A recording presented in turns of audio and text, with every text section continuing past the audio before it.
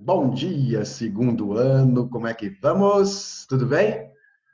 Vamos lá. Tenho certeza absoluta de que você já terminou o seu livro, né? A Úrsula. Hoje, como eu havia prometido, a gente vai fazer uma aulinha de análise sobre ele. E junto em anexo tem uma atividade teste que eu vou marcar para você entregar na semana que vem, tá certo? Na semana comecinho da semana que vem, provavelmente na segunda-feira, tá certo? Então, vamos lá. Meninos, a gente já falou bastante sobre o contexto de Úrsula, sobre a importância do livro. Falamos, né, a respeito da Maria Firmina dos Reis. Eu fiz aquela aula sobre ela com muito carinho, porque eu acho que ela é uma figura que merece esse tipo de reconhecimento, certo? E ainda bem que hoje ela tem tido mais esse reconhecimento, né? Agora vamos falar um pouco sobre o Úrsula em si, sobre a obra Úrsula. Gente, a princípio, Úrsula é um livro, é uma obra tipicamente romântica. Ah, com sua estrutura de linearidade cronológica, começo, meio e fim, com seus personagens muito redondinhos, na verdade, muito planos, na verdade, né? É, Principalmente quando a gente está falando dos personagens que são do núcleo supostamente central da trama, a saber, particularmente, a própria Úrsula, né, o Tancredo e o Comendador Fernando, né, esses três indivíduos que vão compor um dos trios da trama de Úrsula.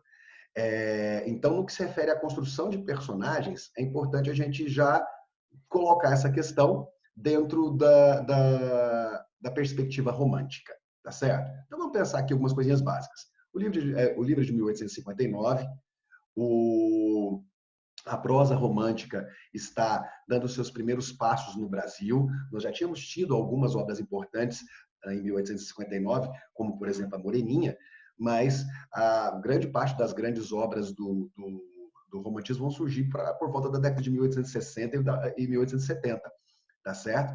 Então, ela tem esse aspecto meio que pioneiro, inclusive no que se trata não só a questão da mulher escritora, da mulher afro-brasileira escritora, certo? Mas também da prosa romântica. Ela está ali no início desse processo, tá certo? Ah, mas você tem essa construção que eu estou falando de uma obra romântica num Brasil escravista, num Brasil cujos leitores são, em sua grandíssima maioria, brancos, apesar de você já ter, mais para a segunda metade do século XIX, um público negro leitor, que inclusive vai ser historicamente apagado, como eu comentei na aula passada, certo?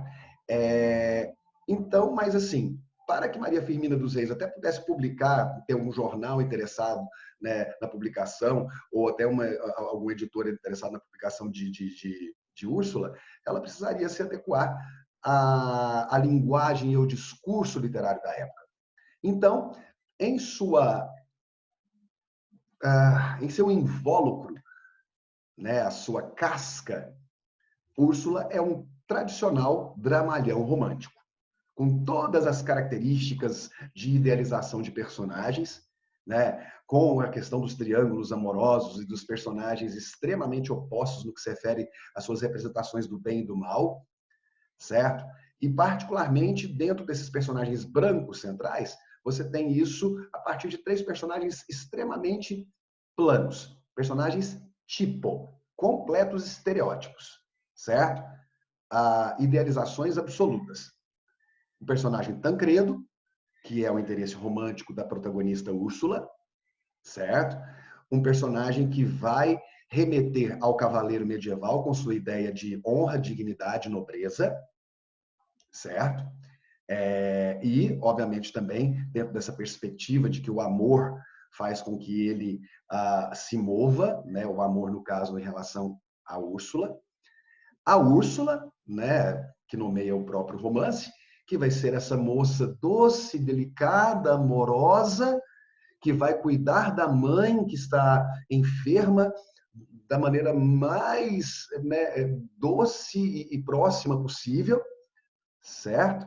E uma moça bonita, uma moça, enfim, né? Todas as características que você pode esperar da idealização do personagem da heroína romântica. E o Comendador Fernando, que é o mal encarnado. É o Croix escranzinado. É o periquitão do mal. É o periquitão do mal. O cara que não tem nenhuma característica que possa ser benéfica para ele. Ele é um sujeito extremamente possessivo, extremamente ambicioso, que trata tudo e todos como se fossem propriedade dele, certo? Inclusive a própria Úrsula, tá certo? Ele vai ser o responsável pela morte do pai da Úrsula, ele vai ser o responsável pelo adoecimento, né, da mãe da Úrsula, ou seja, o cara é um demônio, certo? Então, você tem nessa construção desse trio amoroso, porque o Comendador Fernando, que é, na verdade, tio de Úrsula, quer Úrsula, certo? Só que Úrsula, dentro da sua meiguice, da sua pureza e do seu amor puro, ela dedica esse sentimento ao Tancredo, que é esse jovem, nobre e tão idealizado, tá certo? Então, no que se refere a esses personagens centrais, dentro dessa capa, dessa casca de Úrsula, você tem essa estereotipação absoluta, né, tipicamente romântica. A grande questão de Úrsula, gente, é que aqueles que deveriam ser personagens secundários, que deveria ser supostamente o personagem do escravo negro, esses personagens vão, em suas atitudes, em suas falas, trazer a grande importância, o grande discurso, a grande intenção de Maria Firmina dos Reis no que se refere à construção de um discurso anti-escravista. Os três personagens, Túlio, Mãe Susana e Antenor, três escravos negros, vão representar três falas, três formas de encarar a ideia da escravidão e a saudade e de rememorar, né, a saudade da terra natal. São três situações distintas. Vamos pensar aqui. Primeiramente, Túlio.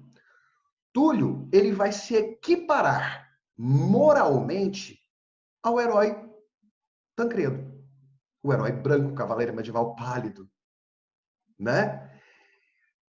Quando a gente tem, logo no início, no capítulo Duas Almas Generosas, você tem a ideia de que Túlio vai ser o indivíduo que não vai ser marcado, que a escravidão não vai corromper as suas virtudes. Você tem aqui, gente, a seguinte ideia. Se a escravidão não corrompeu as suas virtudes, então ele é moralmente igual, equiparado ao branco, ao Tancredo. E ao, na verdade, salvar Tancredo e demonstrar a ele, por Tancredo, gratidão, você vai ter, inclusive, um destaque moral de Túlio em relação ao próprio Tancredo. Tá certo? Então, nós temos aqui Túlio representando esse indivíduo que, de qualquer cor que fosse, deveria ser tratado como gente, com dignidade. Num determinado trecho, inclusive, vai se falar sobre a questão do pensamento cristão de amar o outro como se não fosse diferente de você. Porque não somos diferentes, independente de quaisquer questões. Certo? Então, é quase como se Maria Firmina dos Reis estivesse puxando meio que o tapete da sociedade aristocrática burguesa da época, tão cristã, e que tratava o negro escravo como se não fosse gente. Certo? Então, você vai percebendo por trás dessa casca de dramalhão romântico os discursos sociais e de denúncia extremamente potentes que Maria Firmina dos Reis coloca em Úrsula. Então, Túlio representa isso, essa dignidade e essa honra do homem, da pessoa negra. Mãe Susana já vai demonstrar a sua indignação por seu estado de escravidão.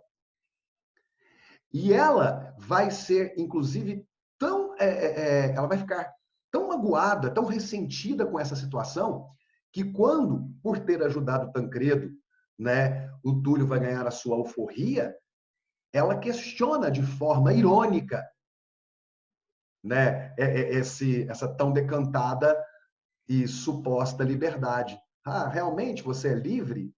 Certo? E ela vai começar a fazer, inclusive isso acontece no capítulo 9, que é o capítulo da mãe Susana, certo? Em que ela vai fazer as suas memórias, né, a respeito de sua liberdade na África, da sua relação com seu esposo, né, com seu filho.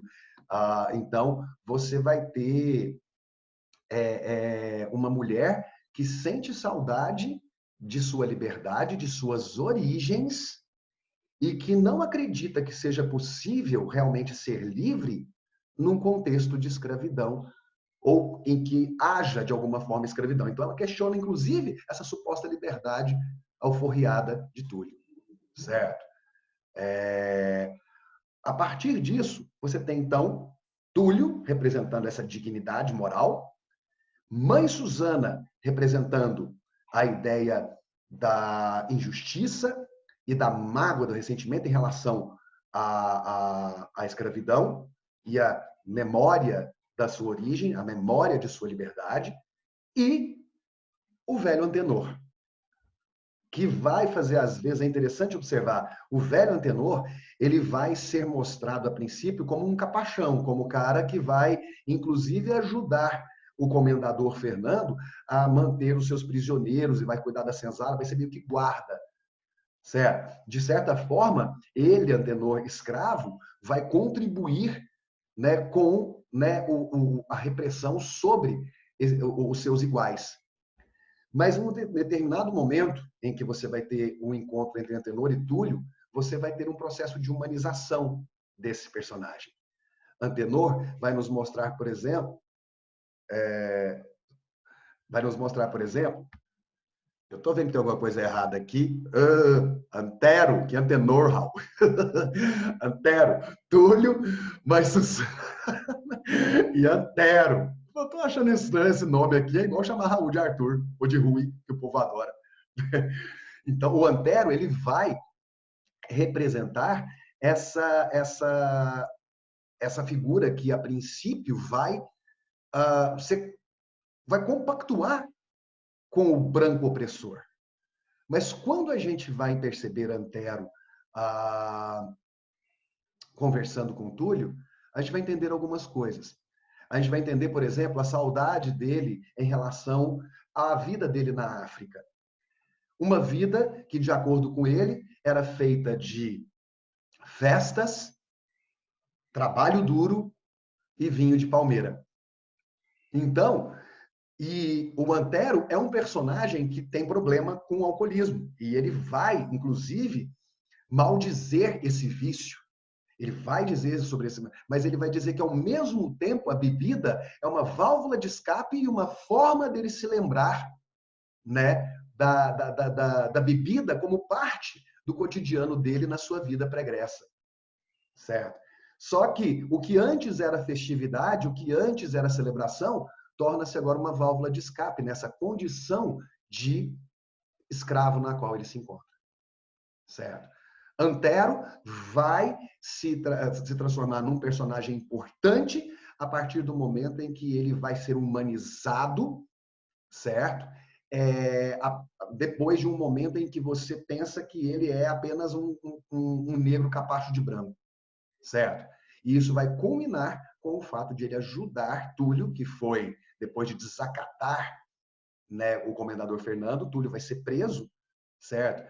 E aí vai ser quando o Antero vai lá conversar, vai lá, né, conversar com Túlio e vai compreender as motivações de Túlio e vai se mostrar como uma pessoa também mais humanizada, um ser humano, certo? E por fim vai ajudar o Túlio a fugir, tá certo? Então, meninos, você tem aqui, nesse trio de personagens, Túlio, Mãe Susana e Antero, você tem o personagem moral, o personagem saudoso e que quer a liberdade, né? E o personagem que se desumaniza a princípio, que sucumbe à ordem das coisas, mas que resgata e que mantém a sua memória, a sua identidade, né? E a sua humanidade. Tá certo? É isso que é importante em Úrsula.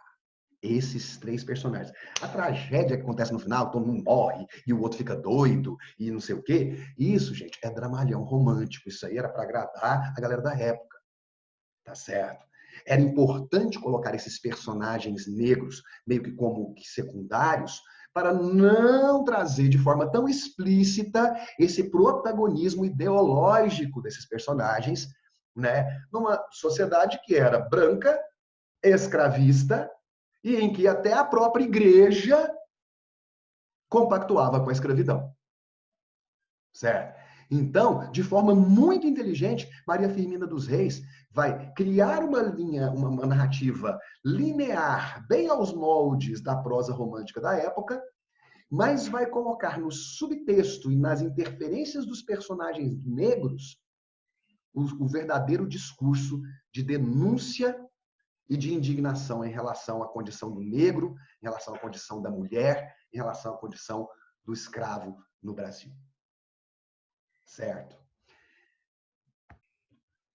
Para a gente encerrar, meninos, eu queria só fazer uma consideração.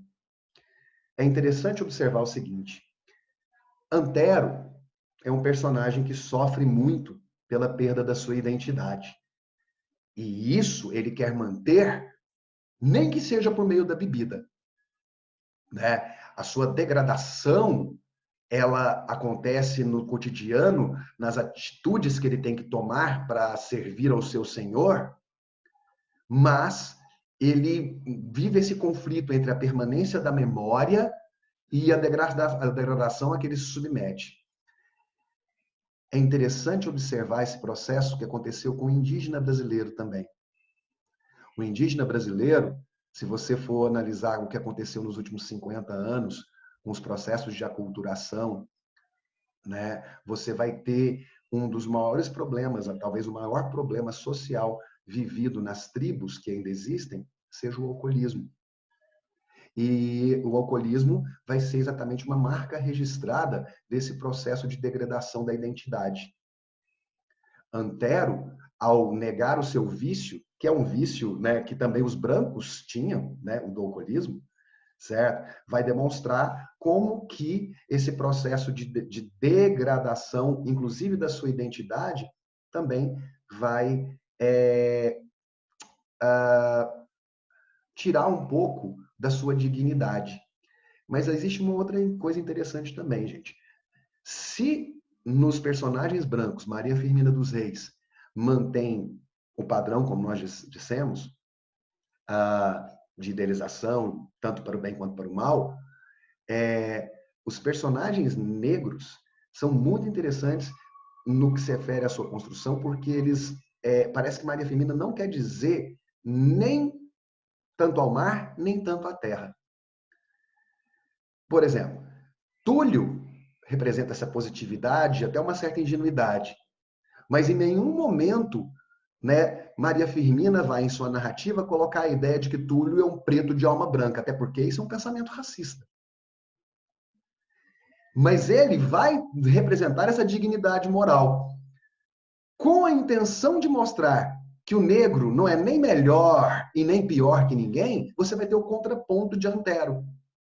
Antero vai ser esse sujeito que vai ter os seus efeitos, que vai sucumbir aos vícios. Então, o negro não é nem menor e nem maior do que qualquer outro ser humano. Essa é uma mensagem muito forte. Não existe, na tentativa de tirar o negro da obscuridade dentro de um protagonismo social, certo? Não existe essa tentativa de idealizá-lo, mas de colocá-lo no mapa social, de colocá-lo dentro da vida social como um ser humano, que vai ter, sim, qualidades e que vai ter, sim, defeitos. Essa é uma sacada muito bacana. Não queremos ser tratados como melhores, mas também queremos ser tratados como gente, porque é isso que nós somos, parece dizer Maria Firmina nas entrelinhas. Uma obra belíssima, principalmente quando analisada em seu subtexto, certo? Úrsula, hoje, tem o respaldo intelectual e o reconhecimento, né, acadêmico que, na verdade, sempre mereceu. Tá certo, meus queridos? Junto com a aulinha, tem uma atividade, tá certo? Essa atividade vai estar lá nas instruções para quando que você vai entregá-la, tá certo? Próxima parada, realismo. Então, meus queridos, pega lá o seu cronograma, você deve estar com saudade de olhar para ele, né? E o que aconteceu aqui, gente? Oh my God! Oh, vamos ver se deu certo aqui. Apagou minha câmera. E aí, então, você vai dar uma olhadinha lá no cronograma, porque nós temos ali os contos do Machado de Assis, que serão a nossa próxima parada, tá certo? Vou dar para vocês aí umas 2 semanas para brincar com esses contos, tá certo? A gente vai ficar o mês de abril nessa situação, vocês já devem estar sabendo. Então, bora trabalhar. Bora trabalhar. Ok? Morrendo de saudade. Nossa, vontade de fazer assim com vocês na sala de aula. Tá bom, meus queridos? Um grande beijo. Até breve. Vai ser tão bom quando a gente puder voltar, hein? Vai ser tão incrível. Tá bom? Tamo aí. Beijo para vocês.